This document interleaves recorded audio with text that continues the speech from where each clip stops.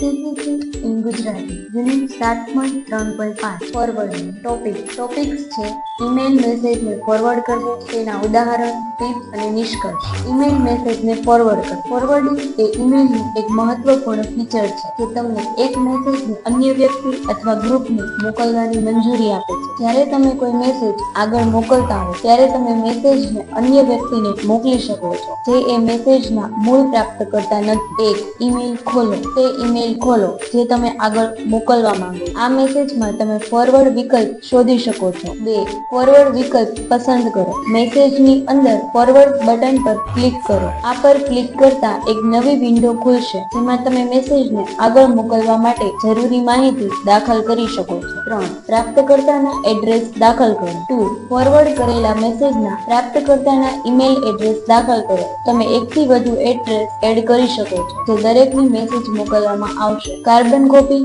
અને blind carbon copy. જો જરૂરી હોય તો તમે CC અને BCC માં બીજા પ્રાપ્તકર્તાના એડ્રેસ પણ એડ કરી શકો છો. 4. વિષય. સબ્જેક્ટ એ સ્વચાલિત રીતે પ્રાપ્ત મેસેજના વિષયથી ભરાઈ શકે છે, પરંતુ તમે તેને બદલવાનો વિકલ્પ પણ રાખો છો. આ તમને મેસેજનો વિષય નવા રૂપમાં પરિભાષિત કરવાનો મોકો આપે છે, ખાસ કરીને જો આ મેસેજમાં નવી માહિતી હોય. 5. મેસેજમાં સંકલ્પના ઉમેરો. તમે ફોરવર્ડ કરેલ મેસેજના પેપર પર ટાઈપ કરીને કેટલાક કોન્ટેક્ટ્સ અથવા નોટ્સ ઉમેરવા માંગતા હો તો તમારા મેસેજના આ ક્ષેત્રમાં ટાઈપ કરી શકો છો. ઉદાહરણ તરીકે તમે લખી શકો છો, Hi, I thought this might be useful for you. Please see the details below.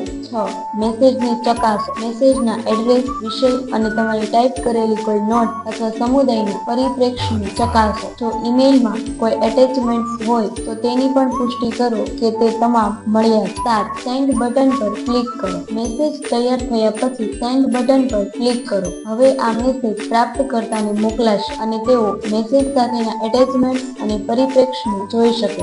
ઉદાહરણ 2. jen.rui@example.com.